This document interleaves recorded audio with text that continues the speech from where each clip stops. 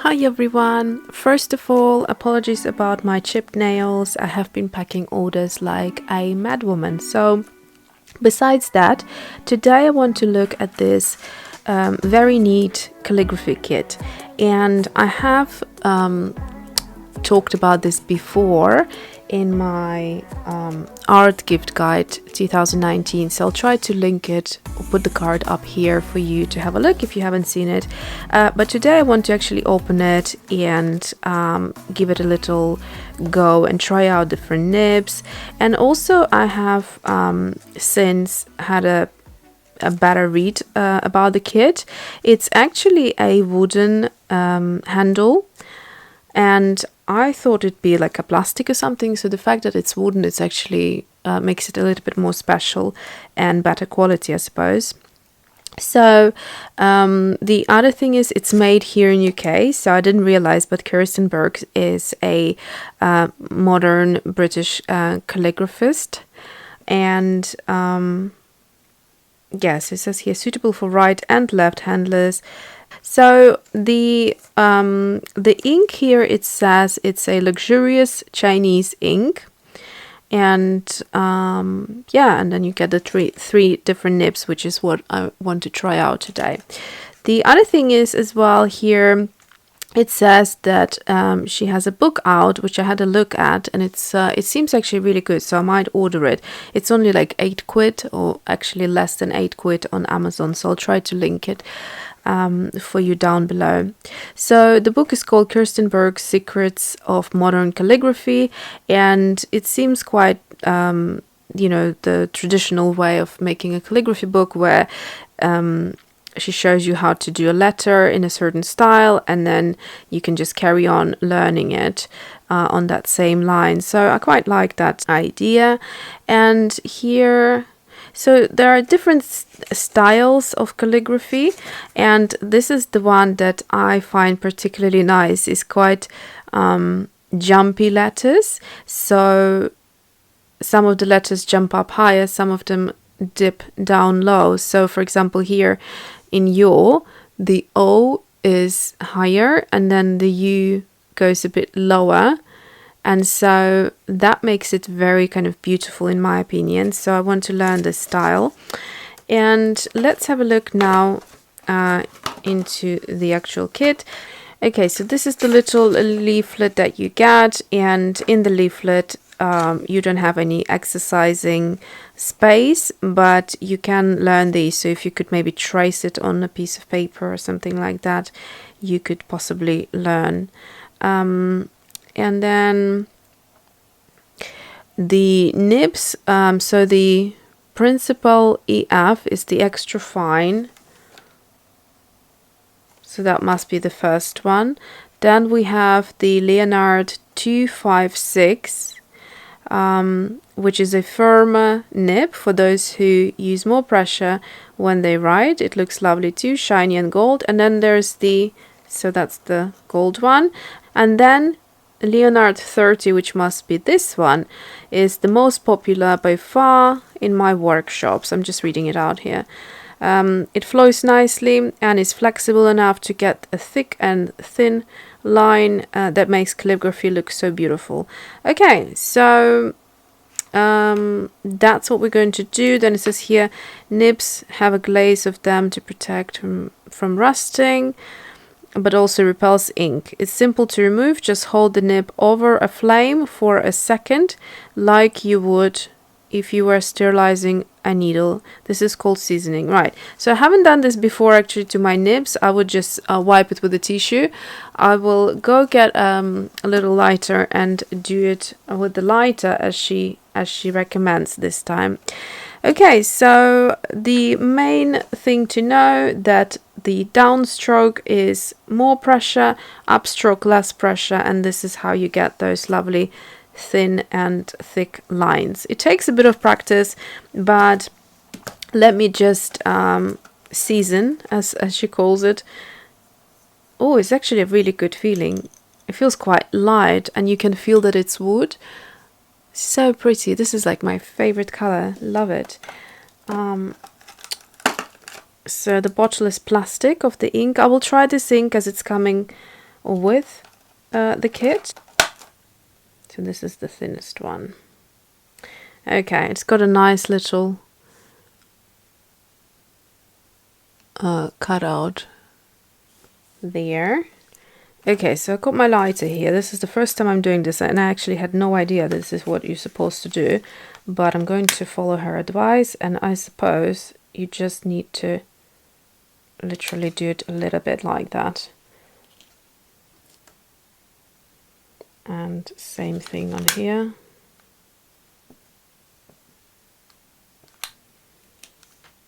And then here as well. Did you know that you have to season your nibs?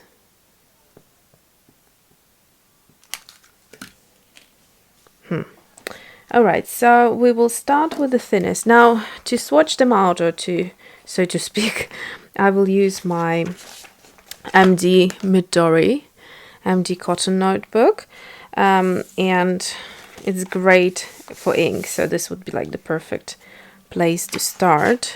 There we go, so it's nice and tidy. Okay, so right, so there are a few simple guidelines here which are quite useful. So it says here, to fit it, you have to push it in between the wall. There's like 4 petals, so between this little ring and the 4 petals. You might want to use a tissue just because it's quite, they're quite sharp, these little things. I don't know whether there's any difference between any particular side or not. So it says push as far in as it will go. I hope I'll be able to get it out.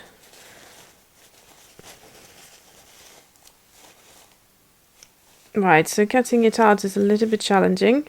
Oh.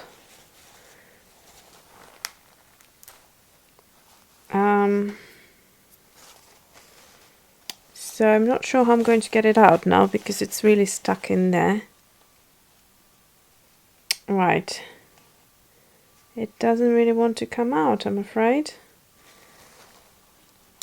Oh, okay, it does come out. You just really need to give it a little go. Right, so I wouldn't recommend pushing it too far in as it does in here, because it does get stuck. So now let's get the ink out.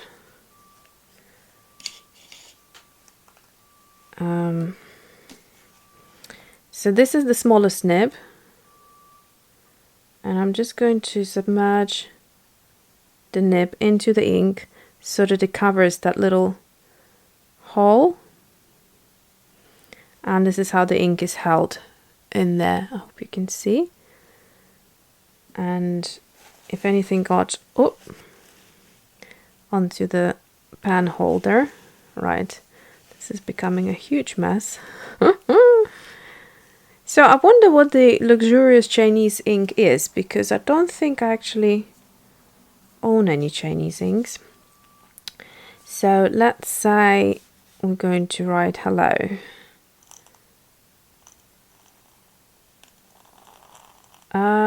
This particular nib feels incredibly scratchy.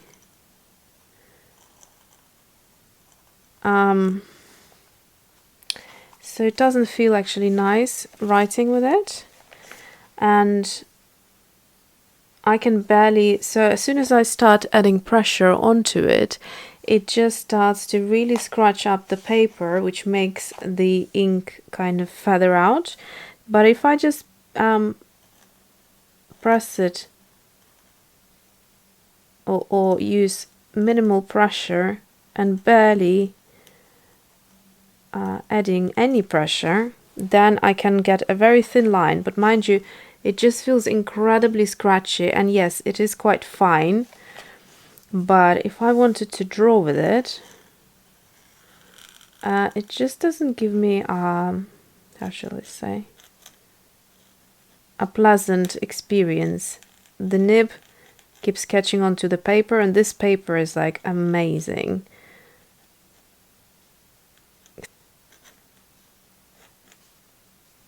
So just a little drawing like so, just to see. I mean, you can get a really lovely fine line for sure, but I'm kind of bothered by the scratchy noise. I don't know what it is about it.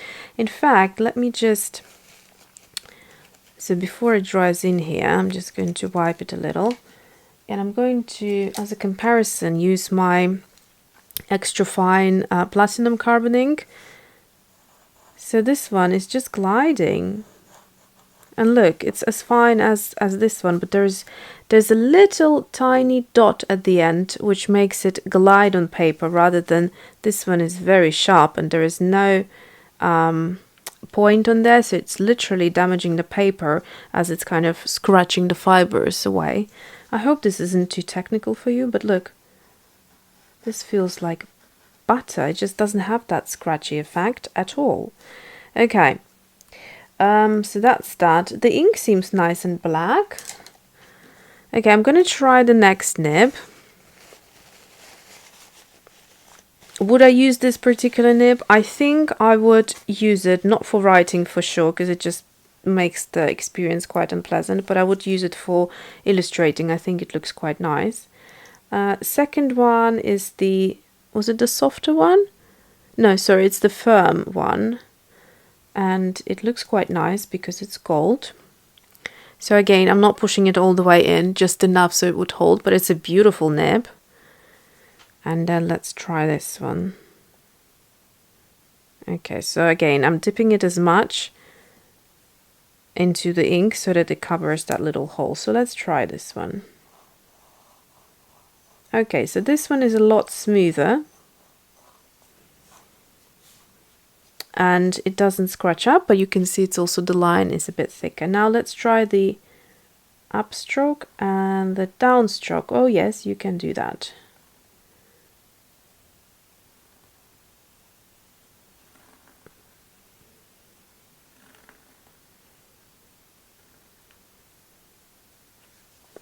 Okay, so you can do the up and down stroke. With this one, you couldn't really do it. It's just designed for one thin line, and that's it. So now let's try and see what I can illustrate with it. Obviously, now that the nib has the flexibility and I can push to create thicker lines, I will have that different look to it.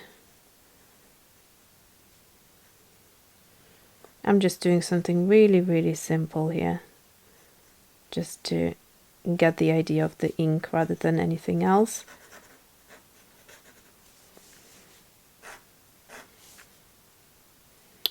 Yes, so that's basically that.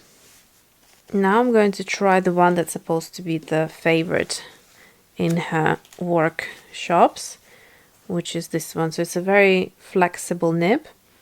It has a little dot on the end, very small, and when you press, it opens up the tip.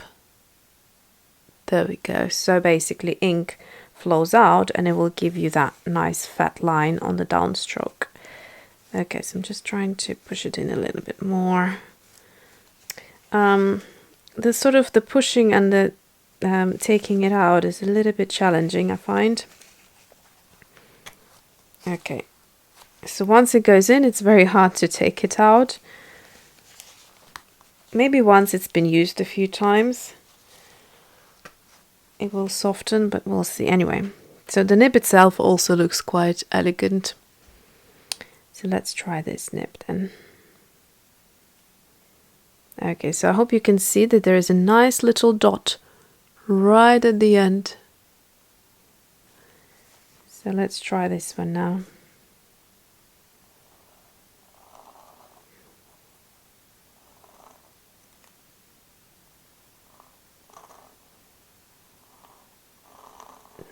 So you can get really a huge amount of ink coming out of there, and it actually will sort of almost sit on top of the paper. And also what's interesting is the little dot is what you create with that. Sorry, the light has gone down now, the sun went a little bit. So that's interesting look. And then let's try the illustration.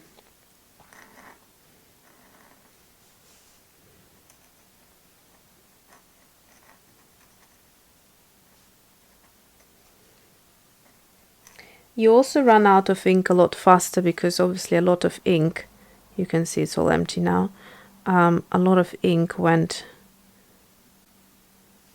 into here when pushing it harder. So just be aware of that.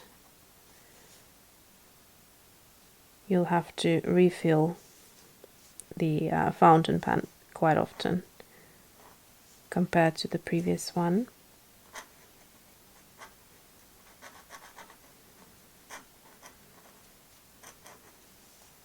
But it's definitely interesting for illustrating and writing as well. So let's try the hello again.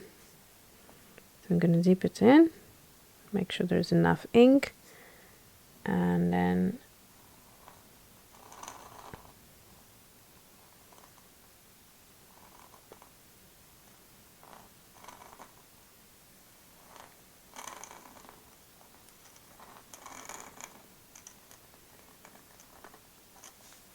feels a little scratchy as well, just because I'm trying to really push hard on it to get that thick line.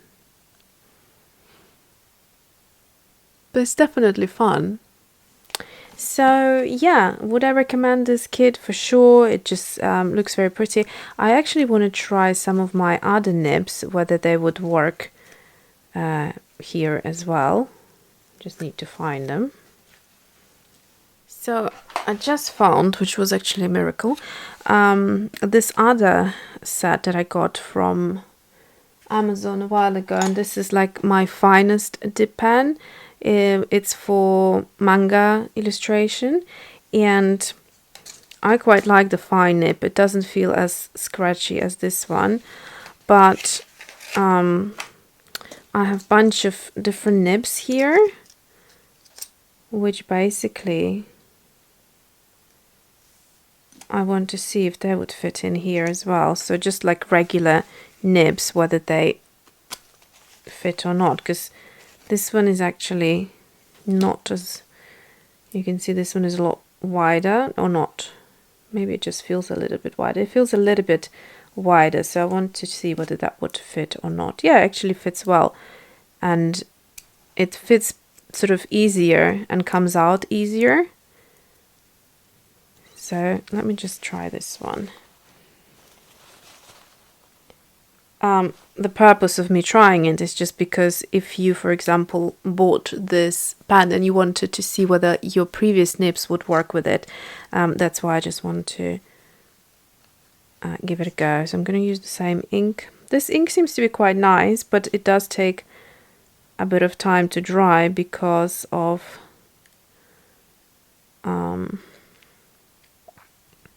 the thicknesses of the lines. So let's see what we get here. Okay, so this is like, this is a bit challenging because the ink flows out a lot faster and kind of flows without any particular control. So compared to what I've just experienced with the other nibs, so this one, for example, is what I would say is quite similar to this. The one from her kit is a lot more controllable. So the ink only flows out when you press on it, and when you don't, it doesn't. So here, for example, the ink was flowing regardless and then runs out very quick. So there you go, just a little comparison to what I already had, and just to show you whether you can use other nibs with it. Yes, you can. And yeah, good quality. I really like the nibs that she has here. My only sort of criticism with this set is the fine nib. I find it incredibly scratchy for writing. So but the other two are quite good and really fun. So if you are into this type of thing, give it a try, and it's definitely a beautiful pen holder to have, like a dip nib holder. So that's it for today. Thanks for watching, and see you soon.